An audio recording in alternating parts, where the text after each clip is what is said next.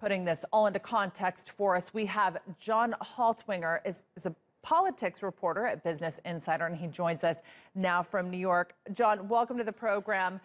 What is the logic behind this move by President Trump, and what is essentially this designed to do? Well, I was on a call with a senior White House official about 2 hours ago, and they said that this was inspired by a trail of broken promises by North Korea. Back in March, North Korea said that moving towards talks with South Korea and the U.S., that it would tolerate joint military exercises between the U.S. and South Korea.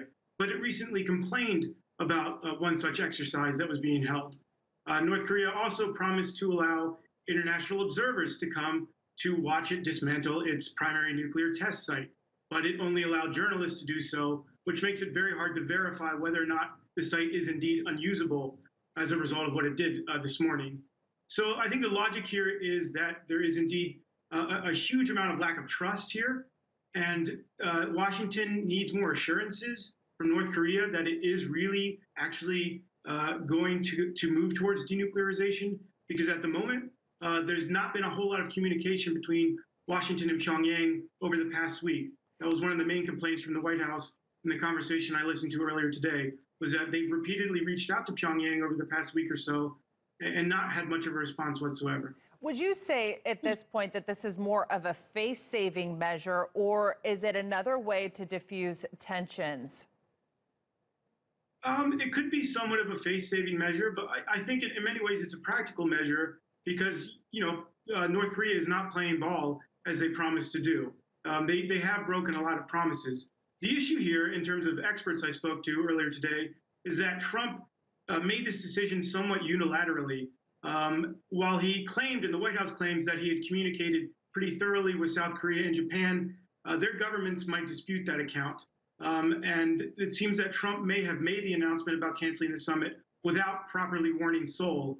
After the announcement this morning, a spokesman for the South Korean president said that they were trying to make sense of what Trump had said, and President Moon Jae-in called an emergency meeting. So it seems that proper warning was not given to South Korea in that regard. When you look at the wording of the letter, this kind of supreme disappointment expressed by the U.S. president to the North Korean leader, what do you think Pyongyang's move will be now, given the fact that they just reportedly destroyed this nuclear test site? Well, I think they're in a state of shock, actually. A CNN reporter named Will Ripley, who was among the journalists who witnessed the dismantling of the nuclear test site, actually read the letter that Trump wrote aloud to North Korean officials and said that they were in a state of shock as they relayed the information to the higher-ups. So I think North Korea is going to have to really take a moment and think about what's next. They want relief from the harsh economic sanctions that have been leveled against them by the international community. But they may not get that if they don't play ball and give the Trump administration more assurances that they are agreeing to total denuclearization.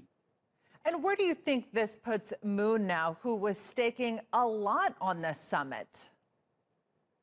I think it puts him in a very precarious position, and it really pushes South Korea away from the U.S. One of the experts I spoke to earlier said, in a sense, this pushes Moon into the arms of China. And that actually works in Pyongyang's favor because of the close relationship between China and North Korea. Of course, China is North Korea's top trading partner and most important ally in the region. And with the U.S. not including South Korea in a lot of these actions, it's really isolating South Korea. And they're going to have to make a choice between, do we stay with the U.S., our traditional ally, or do we work with these countries in the region to achieve the denuclearization of the Korean Peninsula? All right, John Haltiwanger, politics reporter at Business Insider. Thanks for being with us.